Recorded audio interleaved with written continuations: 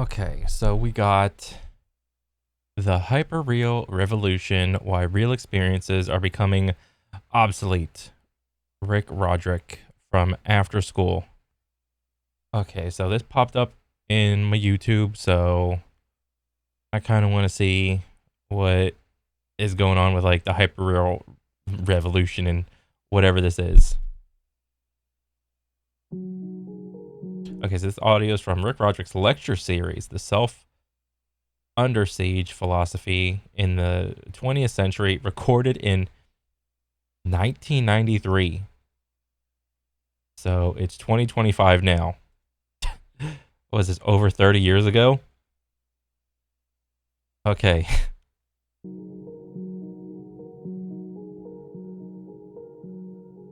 In the final lecture on the Self Under Siege, we will discuss the work of Jean Baudrillard, a French social theorist.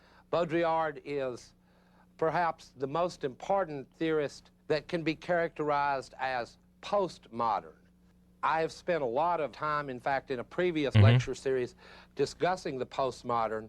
Oh I'm going boy. to give a very brief characterization of it and then discuss Baudrillard's relationship to it. The self under siege in modernity has always presumed that there was a self to be under siege. But in the view of Baudrillard... Oh, okay. So wait, let me try to keep up. Presumed that there was a self that was presumed to be under siege. Okay, so I mean, even with like these little drawings, it's like, bro, this is what it means. Like with all these pictures of like, this is modern day, or I don't know what today is, postmodern. Everybody's on their cell phone or in VR or in front of a screen, TV or computer, and like this is some bullshit out of the Matrix, but I mean, I think these would probably like represent the social media algorithm trying to capture and retain your attention to them, is what my guess would be. I mean, if you're on like the internet at all, you probably plugged in your information at some point in time. So, you know, you're getting served personalized ads for XYZ product, and if you see the ads more often, you're more likely to buy those ads because you see them so often. And it's like, you see the ad more often, it's like, oh, this is a good brand. It's kind of relevant. I see it all everywhere. It's like, well, no, not really. It's just personalized ads. But like, I think that's what these represent. Society has reached a point at which it has literally been overcome by its technology, and the new and important issues are... I mean, we're we're in the midst of evolving, growing AI, so that's pretty much peak technology. Aren't about things like the non-believer or... Yeah, like back then, it was other people vying for your attention. Now it's technology ran by people vying for your attention. the non-offender, but about the non-person. Ooh. In the world of Baudrillard, social relations have disappeared between humans because humans have begun to disappear. In fact, Baudrillard thinks that reality itself is in the process of disappearing. I mean, we're kind of seeing that. Like, yes, there is like... So what did he say? He said the reality is in the process of disappearing. So it's like, I think this can be summarized in a simple analogy of, if you have a glass of water and it's halfway filled with water, is the glass halfway full or is it halfway empty?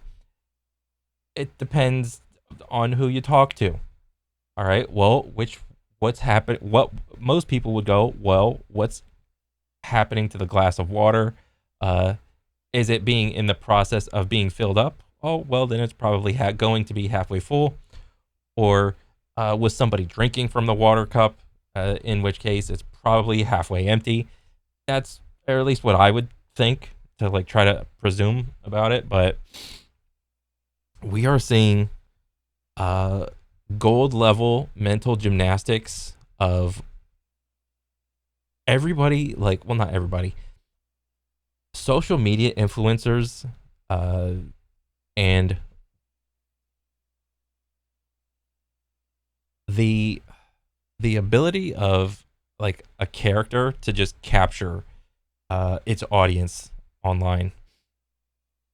So even if you think your favorite social media influencer is like the most righteous one, chances are they're probably not the most righteous one, and there's going to be some level of caricature that is happening that they are engaging in via either like audience capture or I don't know, fence sitting or something like that. I mean, we can see this most notably in like what do you call it, like political influencers or commentators or whatever. Um, each political commentator is going to lean one way or the other in order to capture a certain chunk of the audience, and they simply uh, turn into that which they are in general fighting against, which is like traditional media, aka the news on the TV, like cable news, but like whatever, in the guise of, oh, I am unbiased, guys. I'm the commentator.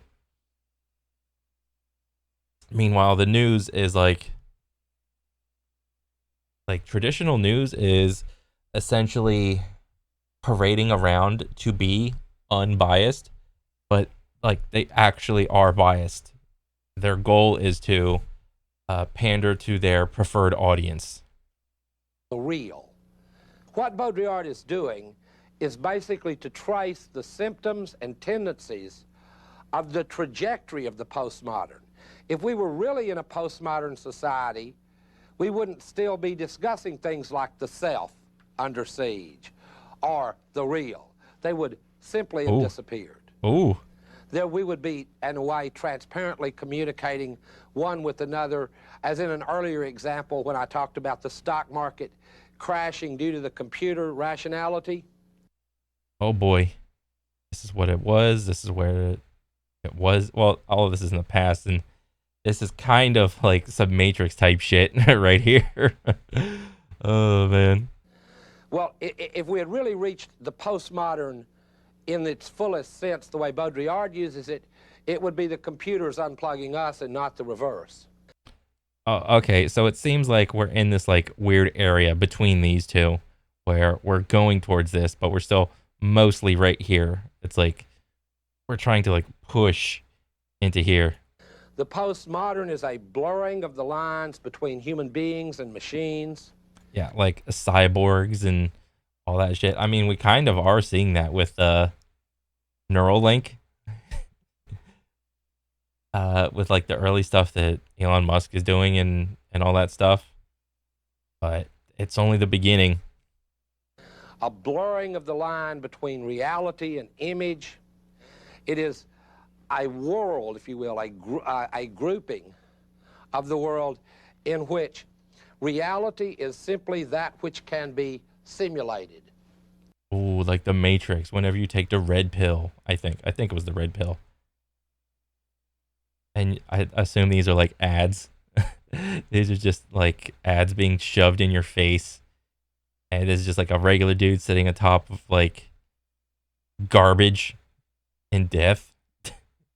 Xeroxed. Copied. Oh, Xeroxed. So whether you're talking about a human body where you can make a holograph of it, or you're talking about the I mean, we can already do this. Bible, which you can Xerox. We could do that too. Or whether you're talking about the sexual act, which can be simulated either through, you know, repetitive pornographic films.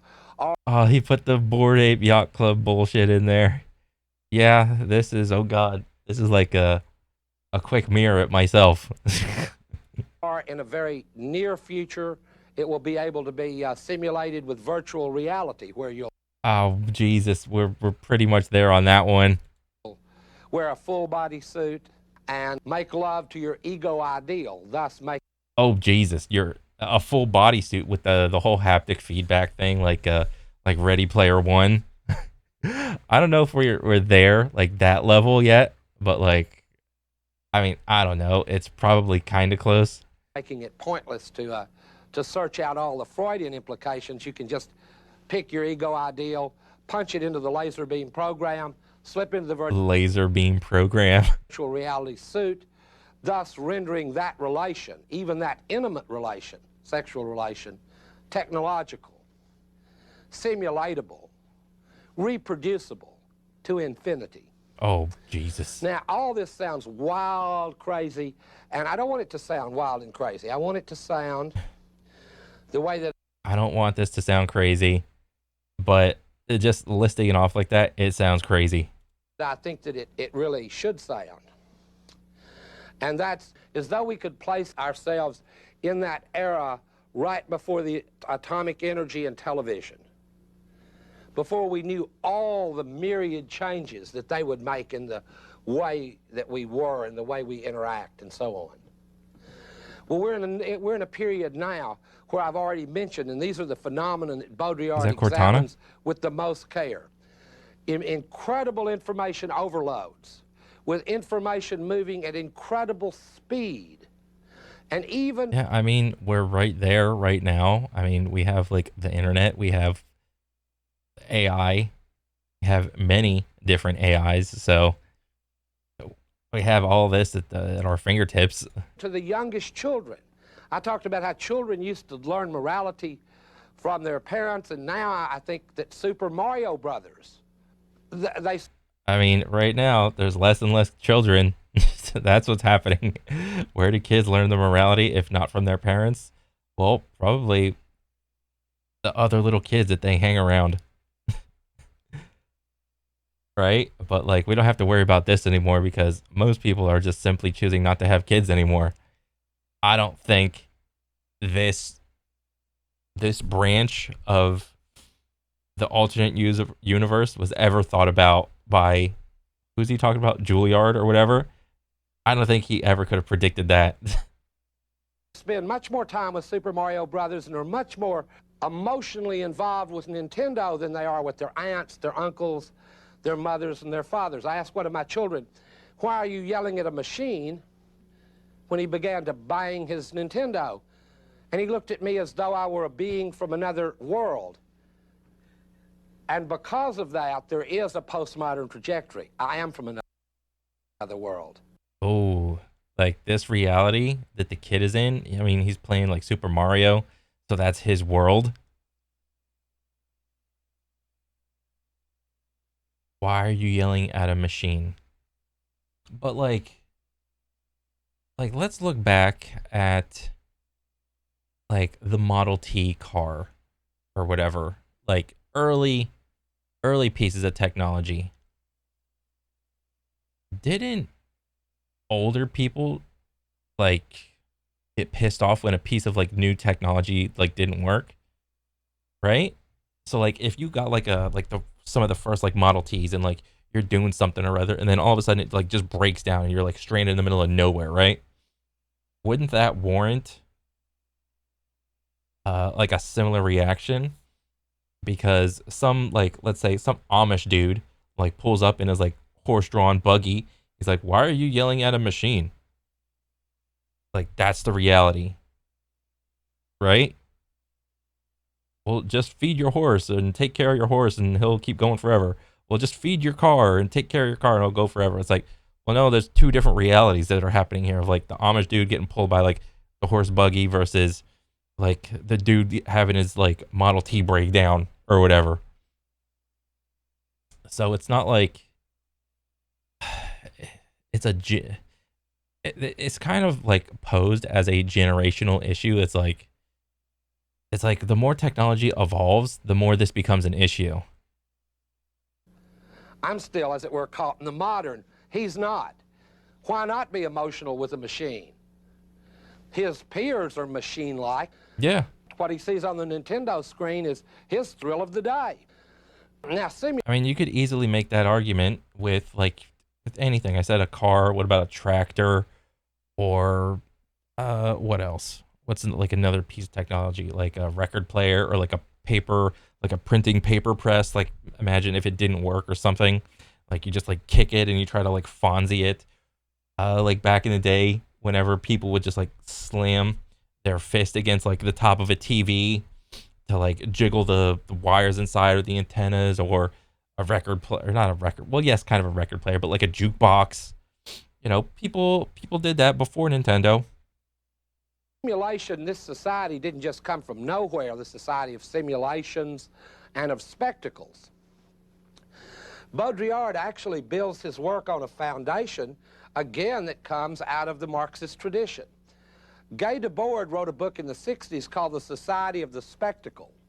And what it was about how when capitalism reached a certain level of accumulation, commodities began to detach themselves and become images. Oh yeah. And citizens who formerly had played roles as political actors began to detach themselves from their own lives and become spectators. For example, you could say, well, instead of like going to a family reunion now, we'll just rent, you know, a Steve Martin Father of the Bride movie. It's just as good, and so on, and you meet the same kooky characters that you actually know. Their behavior is all simulatable. Another similar, and this is going to sound cynical, but I don't want it to. I mean, But it's probably going to sound cynical. Baudrillard has visited our country, and when he went to Disneyland and Epcot Center and these various parks, he said, well, this is much better than Europe. The food's better than Europe. It's a short walk between France and Germany land. You don't have to deal with all those nasty waiters. Everyone's so polite. Is this like North Korea? Simulation has outrun the so-called reality. That concept in Baudrillard he calls the hyper-real.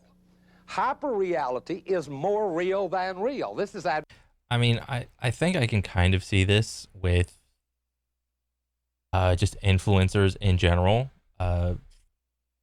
Like whenever someone like that would like post, make a post or something, anytime you see like a picture of someone online, you know, they try to pose themselves or make themselves look the best in the best lighting with the best angle, with makeup, or like let's say you like worked out and you just like want to get like a little pump in or something like that. Like people are always like smiling toward the camera or something. Everyone's always happy and gleeful and all that stuff. I mean, regardless of like how real it is, it would, if that's the only thing that you see, then it's very easy to think that, oh, everybody else around me is so happy and like this life is great, but like here I am with my life and my life isn't like that. So it's very easy to get depressed if you see stuff like that a lot, or just like if you like engulf yourself in it. It actually sounds, if some of this sounds like advertising slogans, good, because in Baudrillard, the heritage of philosophy and social theory has passed over into advertising and television. Oh so boy. If it sounds superficial, good, because the world that he looks at has become superficial and banal. If it sounds hokey, like a salesman's pitch, good. The world he describes is the world of Jurassic Park, not of Dante. So that is all evidence on the side of Baudrillard if you follow the argument deep enough and with enough clarity. Okay, let me explain the hyperreality. This is an important concept in Baudrillard. We've already said reality is simply that which can be simulated. Can't be simulated, not real. Oh, wait. So reality can be simulated. Therefore, it's real. If it cannot be simulated, it's not real. So what can't be simulated?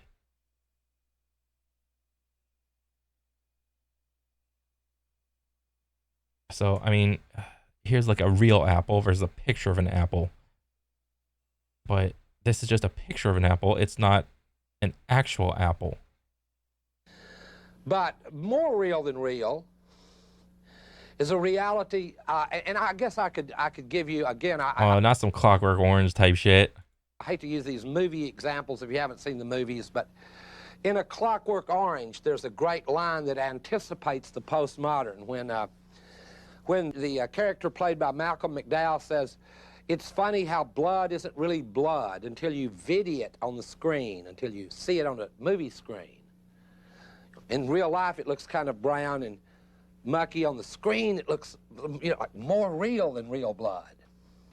Oh, like the with the color saturation, that's like blood is, well, in real life blood it's still pretty red, but shit. I mean, I probably would imagine like anytime there's blood in a movie, they probably amp up the color saturation to make it seem like HD red or something like that. When I talked about how my students had no dreams, I mean, what is there left to dream? When I was a kid, I dreamed about. Oh shit. This hits hard. What is there left to dream? Like, this is something that I noticed with myself, like over the last, like, I don't know, 10, 15 years. Like, I don't really have any like crazy mind warping dreams anymore. Like, when I was a little kid, I dreamed about some shit. I think because I watched a lot of like cartoons and stuff, my dreams tended to be like fantastical, and like I'm like the main character. I'd be like a robot or a magician or like a wizard or something, and I'd just go off and do some crazy ass shit in my dream. But now, as I get older, um, I don't really dream anymore, or maybe I just don't remember them. But the dreams they're not as fantastical anymore. It's, if I do dream, it's like all of the imagery is like based in reality. There's never any like weird stuff happening outside of like an action. It seems like, you know how if you watch like a little short AI video and then randomly like the fingers will morph like from like 5 to like 7, and then it'll go like back to 5. That's kind of like a dream. Like, you can't really tell that it's like reality until like something wonky happens. About dinosaurs. I had a little Walt Disney dinosaur book. Why would I need to dream about dinosaurs now? Steven Spielberg has made them. Yeah. He's filmed them. They're more real than real dinosaurs. They're hyper real. You would be disappointed if you saw a real Tyrannosaurus Rex after the movie. You would be disappointed. It wouldn't be as noisy, as scary, or as frightening. Same is true of Jaws. I've actually caught some rather large sharks. I mean, I like to fish, pier fish. So I've caught a few sharks, some fairly good size. But those real experiences are so boring compared to Jaws. I mean, Jaws is a hyper-real experience. Now, I mean, I get what he's talking about with the fantastical nature that movies do to reality. I mean, isn't that partly how like dudes kind of imagine themselves as like princes trying to like rescue like some girl, or girls thinking themselves as princesses and they should be waited on like hand and foot and everything? I mean, that's kind of the vibe I'm getting. the only way, I mean, there's no systematic way to discuss Baudrillard because these things are not systematic. These are the shifting, contingent ways in which cultures change and the people who draw their meanings from them change as the cultures change. Well, one of the sensations this produces is not the sensations of existentialism like dread, despair, and those. Oh boy. It produces new sensations. Ecstasy is one of them. I mean, you go to see Jurassic Park or an Arnold Schwarzenegger movie for the ecstasy of communication. By that I mean for the pure neural thrill. Yeah, the catharsis of it. You want to see the explosions. You want to see the dinosaurs roar. You want to see the good guy get away. You want to see the hero succeed. You want to see like justice be enacted on the wrongs of the movie. Wow, a T-Rex, oh, a raptor, and it just runs through you, raptors, T-Rex, and there's this visceral, ecstatic feel. But don't think that it's the ecstasy of the sublime that Schiller talked about when one sees either a beautiful landscape or of the other feeling of the sublime that one might associate with standing before the Pietà or the David or something like that. It's not. Yeah, you go see Lord of the Rings if you want that experience. But I think Lord of the Rings was made like after this what do you call it? Lecture. Not that kind of ecstasy. It's more visceral, it's more direct. It's more like the ecstasy that you're I am just noticing with these like little dry erase pictures, it's like a nice nature picture, and then it's just like technology latching itself onto like a human. Okay, I get it. children feel when they beat, you know, the worst monster at the highest level of the Link 2, you know, one of those new video games. And they beat the big monster, and there's just a visceral, neural thrill of ecstasy.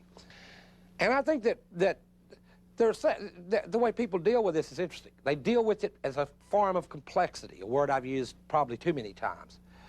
What does that mean? A form of complexity? It makes people caught in this cusp between... Let me hear this part again. There's the way No. Where...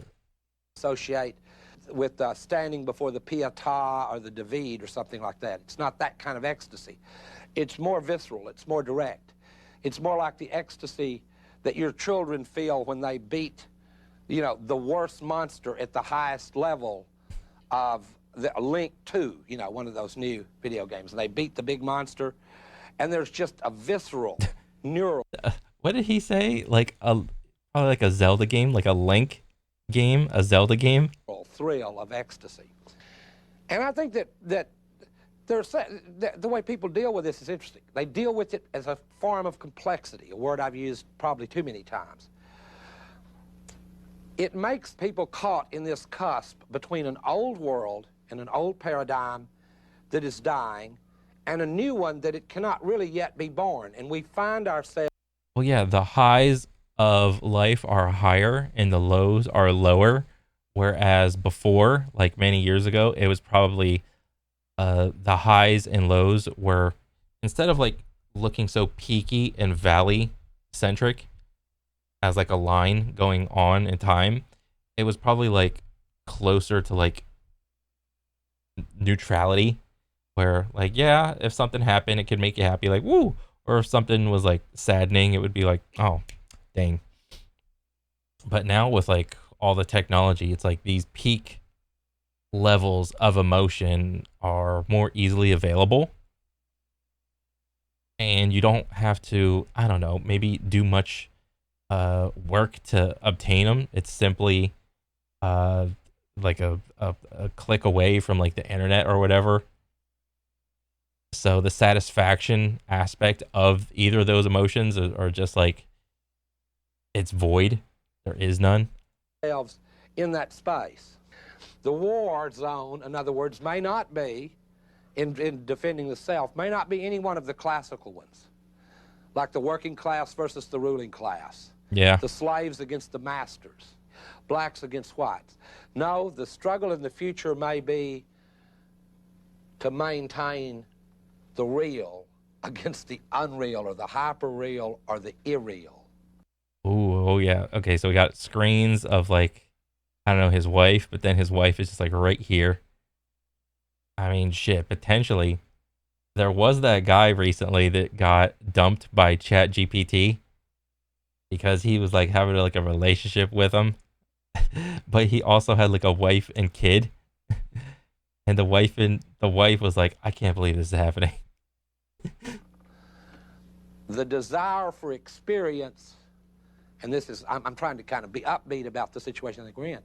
The desire for experience is also the experience for, is also a desire for a kind of experience. Oh, geez, this is happening right now.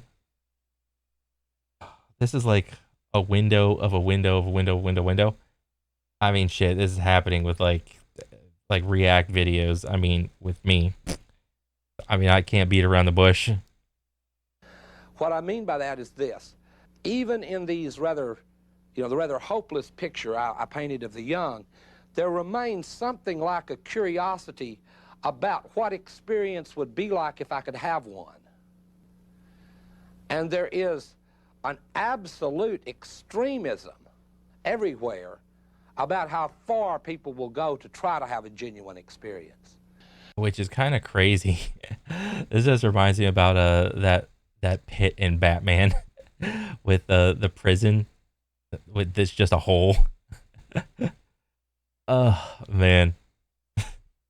The battle lines may be between anonymous forces that have been unleashed by a technology that grew out of capital, that will be controlled in the hands of not many people, perhaps. Oh, he's talking about the couple people that just like rule the world and tell everyone like what to do and shit. Oh, Not. I mean, we don't know. And people who still would like to have some experience. This wouldn't make them archaic old fuddy-duddies if they said, hey, look, honey, why not tonight? Why don't we really make love, the two of us? oh man. Why not tonight? Why don't we really make love? We could just do that in the machine, baby. Just jump back in the machine. It'll be fine. Oh my god. Bro, this dude was thinking about this 30 years ago. That's insane to have this level of foresight. Instead of getting in our virtual reality sex machines. That may become a revolutionary move in the near future. If some of this lecture has seemed a little weird or to go a little too far, it's because I don't want to reduce quite all of this to slogans. On the other hand, I don't want it to not be funny. Yeah. Because part of the postmodern trajectory. I mean, honestly, do you think like people what was it? The founding fathers of the United States, if they were to be alive and like walk around in any like city or anything like that, they would probably be just as surprised to see how far like the culture and technology has come since like horseback and like musket type shit. So yeah. Itself is a rather humorous joke on the human race, which labored for millennia to reduce working hours in order to produce leisure so we could enjoy this very leisure that then turns in a kind of vengeful act against us, absorbing our leisure time, which was to be our living time, into time now spent in the service of what can only be called this inhuman spectacle. Oof. I mean, it's a very bizarre and twisted fate to which postmodernity has led us. So I would be wary of simple answers to this. Yeah. And all we can do is wait and see what will happen. If nothing does... I mean, if nothing happens, well, if nothing changes, I think we'll slowly get there. Like, there would probably have to be like some sort of like regulations to be set in place. But any sort of regulation that would be put into place to like hinder any of these social media algorithms or technology or capitalism or anything like that, that individual company would just like revolt and just be like, no, I don't want this. You can't stop me. I'm going to make this. Let the people decide. And you know what happens with people, and when you let them decide, they're always going to take the path of least resistance. In the sense of the real, Baudrillard will have a kind of confirmation.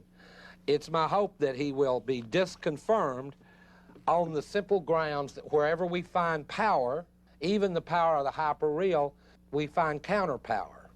And where we see an image that reproduces us as inhuman, occasionally we see an image that somehow has the bizarre transcendent power to make us slightly more human again.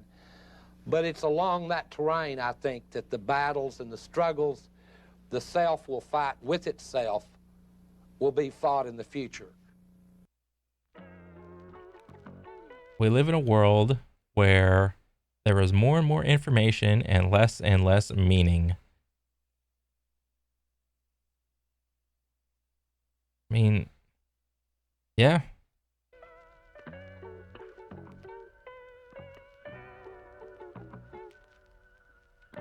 We're in a time where thinking critically is more important than ever.